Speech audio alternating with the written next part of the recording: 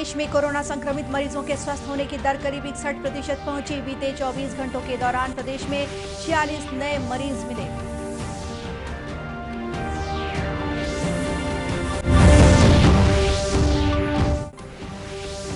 Doctor Shyama Prasad Mukherjee की जयंती पर उपराष्ट्रपति और प्रधानमंत्री सहित भाजपा के प्रमुख नेताओं ने दी श्रद्धांजलि।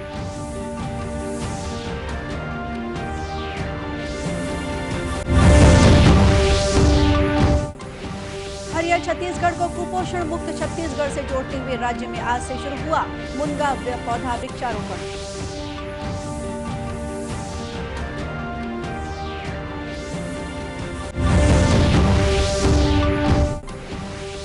और कोरोना संक्रमण के दिशा निर्देशों के मुताबिक छत्तीसगढ़ सहित देश भर के मंदिरों में सावन सोमवार के पहले दिन भक्तों ने किया भोलेनाथ के दर्शन।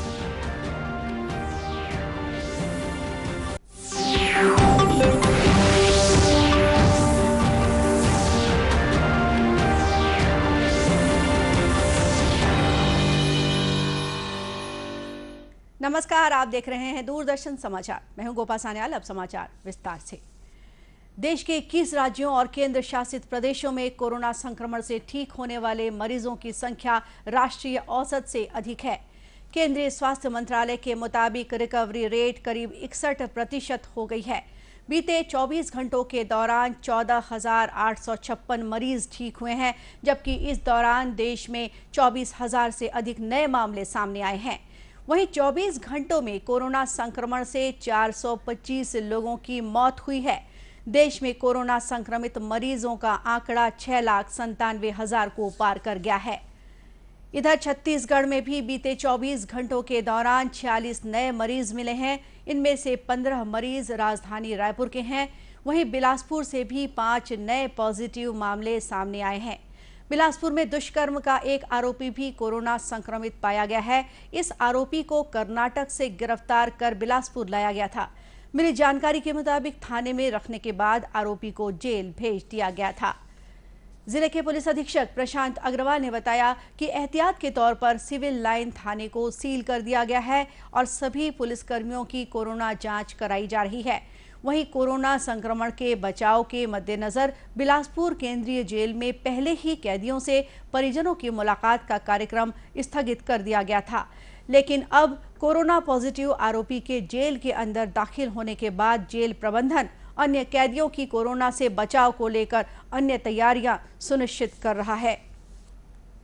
भारत और चीन के कोर कमांडरों की बैठक में हुई सहमति के अनुसार गलवान घाटी में चीन की सेना पीछे हटने लगी है। सेना के सूत्रों ने बताया है कि चीनी सेनाओं को पेट्रोलिंग पॉइंट 14 से टेंट और अन्य ढांचों को हटाते हुए देखा गया है। हमारे संवाददाता ने बताया कि चीनी सेना के वाहनों की वापसी general area Galwan, hot spring और गोगरा में देखी गई। ये गतिविधियां बीते 30 जून को चुशूल में कोर कमांडरों के बीच हुई सहमति के अनुसार है। सरकारी सूत्रों के अनुसार ये कार्य जारी है और कुछ घंटों बाद ही ये स्पष्ट हो सकेगा कि चीन के सैनिक कितनी दूरी तक वापस गए हैं। जनसंघ के संस्थापक डॉक्टर श्यामा प्रसाद मुखर्जी की आज जयंती है। उपराष्ट्रपति एम वेंकैया नायडू और प्रधानमंत्री नरेंद्र मोदी और केंद्रीय गृह मंत्री अमित शाह सहित कई अन्य मंत्रियों ने श्री मुखर्जी को अपनी श्रद्धांजलि अर्पित की। उपराष्ट्रपति श्री नायडू ने अपने ट्वीट संदेश में कहा है कि महान देशभक्त और शिक्षाविद डॉक्टर श्यामा प्रसाद मुखर्जी ने देश की एकता संरक्षित रखने और भारत में जम्मू कश्मीर के पूर्ण एकीकरण के लिए अथक प्रयास किया। मातृभूमि के प्रति उनका प्रेम प्रत्येक भारतीय के लिए प्रेरणा बना रहेगा। वहीं अपने ट्वीट संदेश में प्रधानमंत्री ने कहा है कि देश की प्रगति में डॉक्टर मुखर्जी का अनुकरणीय योगदान रहा है। उन्होंने देश की एकता को मजबूत करने के लिए अनवरत प्रयास किया। प्रधानमंत्री ने कहा है कि उनके विचारों और आदर्शों से करोड़ों देशवासियों को प्रेरणा मिली। केंद्रीय गृह मंत्री अमित शाह ने कहा है कि स्वर्गीय मुखर्जी एक दूरदर्शी नेता थे, जिन्होंने भारत की समस्याओं के स्थायी समाधान पर बल दिया और जीवन भर इस दिशा में संघर्ष करते रहे। उन्होंने कहा कि डॉक्टर मुखर्जी गुणवत्तापूर्ण शिक्षा और अनुसंधान कार्य के समर्थक थे। केंद्रीय सूचना और प्रसारण मंत्री प्रकाश जावड़ेकर ने डॉक्टर मुखर्जी की जयंती पर श्रद्धांजलि अर्पित की है। उन्होंने कहा है कि इस महान राष्ट्रवादी नेता ने अपना पूरा जीवन देश की एकता और अखंडता के लिए समर्पित किया। इस अवसर पर भाजपा के नई दिल्ली स्थित मुख्यालय में स्वर्गीय मुखर्जी को श्रद्धांजलि अर्पित करने के लिए एक कार्यक्रम का आयोजन किया गया। भाजपा के राष्ट्रीय अध्यक्ष जगत प्रकाश नड्डा सहित पार्टी के अन्य पदाधिकारियों ने स्वर्गीय मुखर्जी की प्रतिमा पर माल्यार्पण किया। इधर छत्तीसगढ़ में भी डॉक्टर श्यामा प्रसाद मुखर्जी की जयंती पर उन्हें श्रद्धांजलि देने के लिए अनेक कार्यक्रमों का आयोजन किया गया। रायपुर के एकात्म परिसर स्थित भाजपा कार्यालय में पार्टी पदाधिकारियों और कार्यकर्ताओं ने उन्हें श्रद्धांजलि अर्पित की और देश सेवा में उनके योगदान का स्मरण किया। लघु वनोपज संग्रहण के मामले में छत्तीसगढ़ ने पूरे देश में महत्वपूर्ण उपलब्धि हासिल की है। The tribal cooperative marketing development federation of India TRIFED ने वनोपज संग्रहण को लेकर आंकड़े जारी किए हैं। इसके अनुसार छत्तीसगढ़ ने करीब 100 करोड़ रुपए की राशि के लघु वनोपजों के वार्षिक संग्रहण लक्ष्य को 6 महीने पहले ही हासिल कर लिया है। बीते 4 जुलाई तक राज्य में 104 करोड़ रुपए से ज्यादा राशि के 46,039 मीट्रिक टन लघु वनोपजों का संग्रहण हो चुका है।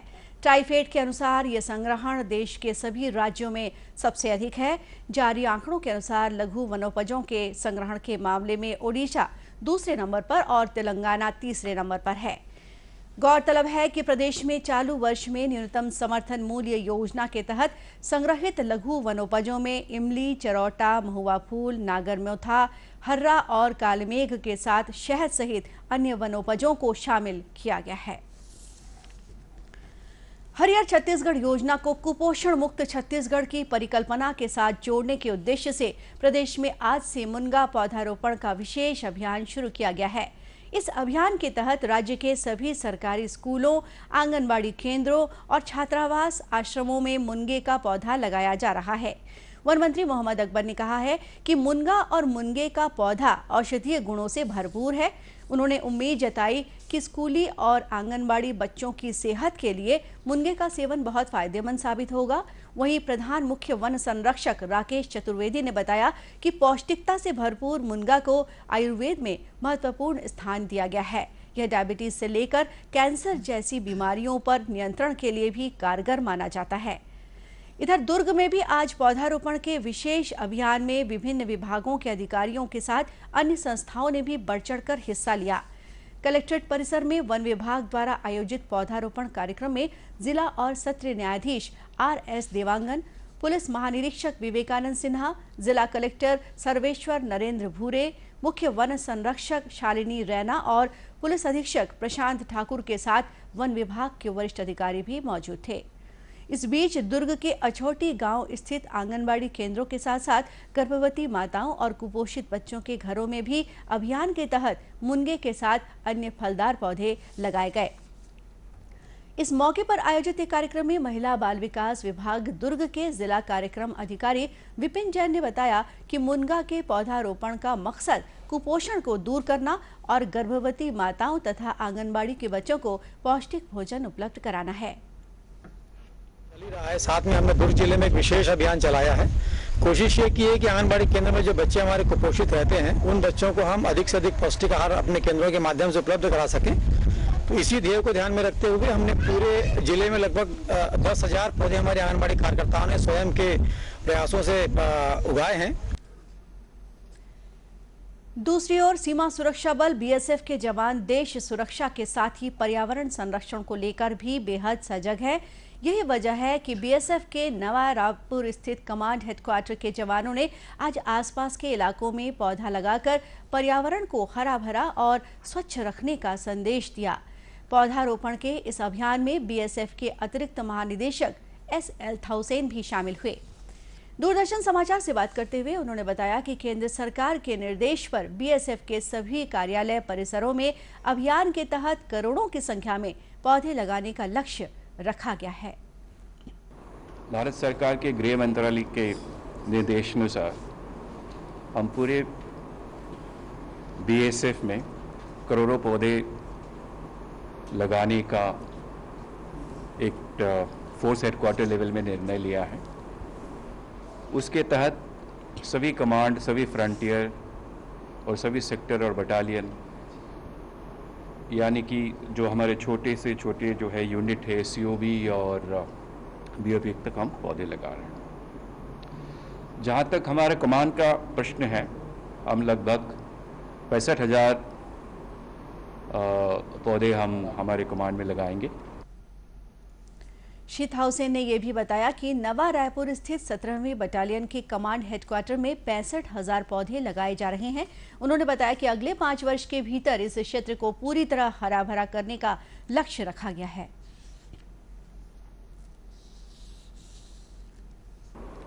तो ये जो एक लगभग 100 एकड़ का हमारा ये KLP है, जो वर्तमान में 17th बटालियन जिनके तैनाती अंतागढ़ क्षेत्र में है, तो ये एक नया रायपुर के एक काफ़ी महत्वपूर्ण इलाके में ये स्थित है और हम चाहते हैं कि अगले 5 वर्ष में जो है ये पूरा कैंपस हरा भरा हो जाए और यहाँ के फॉरेस्ट कवर में, नया रायपुर में ऐसे ही बहुत फॉरेस्ट कवर है, उसमें जो आज की मूवमेंट देखी जा रही है। ये कार्यक्रम में BSF के अधिकारियों और कर्मचारियों ने कमांड हेडक्वार्टर और बैरक के आसपास के सभी इलाकों में छायादार और फलदार पौधे लगाए। राजनांदगांव जिले के खैरागढ़ क्षेत्र में चिटफंड कंपनी के जरिए लोगों को रकम दोगुनी करने का झांसा देने वाले एक गिरोह का पर्दाफाश हुआ है। पुलिस ने इस मामले में 4 आरोपियों को गिरफ्तार किया है। मिली जानकारी के मुताबिक खैरागढ़ इलाके में अनेक ग्रामीणों ने थाने में ये शिकायत दर्ज कराई थी कि कुछ लोगों ने उनसे रकम दोगुनी करने के नाम पर पैसे लिए और इसके बाद निर्धारित समय में ये राशि वापस नहीं की। शिकायत के आधार पर पुलिस ने मामला दर्ज किया और कार्रवाई की। जिले के पुलिस अधीक्षक जितेंद्र शुक्ल ने बताया कि फर्जी चिटफंड कंपनी के 7 संचालकों में से 4 लोगों को गिरफ्तार कर लिया गया है, जबकि अन्य 3 फरार आरोपियों की तलाश की जा रही है।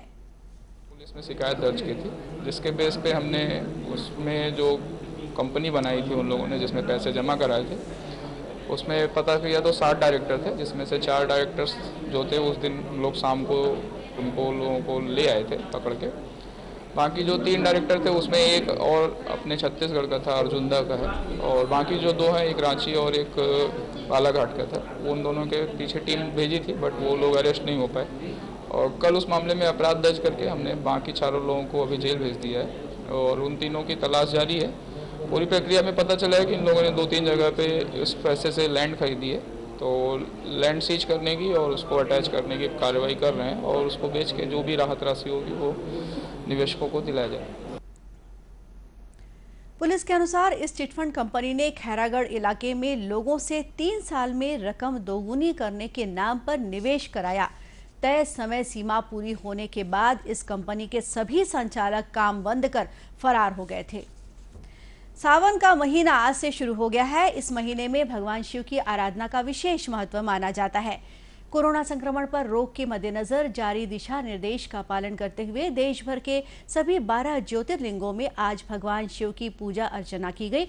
उज्जैन के महाकाल में भी भोलेनाथ के दर्शन के लिए श्रद्धालुओं का तांता उमड़ पड़ा, लेकिन सोशल डिस्टेंसिंग का पालन करने पर ही भक्तों को बाबा के दर्शन का मौका मिला। इसी तरह अमरनाथ में बाबा बर्फानी और झारखंड के देवघर स्थित बैजनाथ धाम में भी पूजा अर्चना के दौरान विशेष एहतियात बरती गई। कोरोना संक्रमण से बचाव के लिए इस वर्ष बैजनाथ धाम में लगने वाला श्रावणी मेला स्थगित कर दिया गया है। इधर छत्तीसगढ़ स्थित सभी शिव मंदिरों में भी आज श्रावण महीने के पहले सोमवार को विशेष पूजा अर्चना हुई। राजधानी रायपुर के महादेव घाट स्थित हटकेश्वर मंदिर में कोरोना संक्रमण की वजह से भक्तों को शिवलिंग पर जलाभिषेक नहीं करने दिया गया। साथ ही शारीरिक तापमान की जांच और सैनिटाइजर के इस्तेमाल के बाद ही श्रद्धालुओं को मंदिर परिसर में प्रवेश दिया गया। और इसी के साथ प्रादेशिक समाचार बुलेटिन यही समाप्त हुआ। नमस्कार।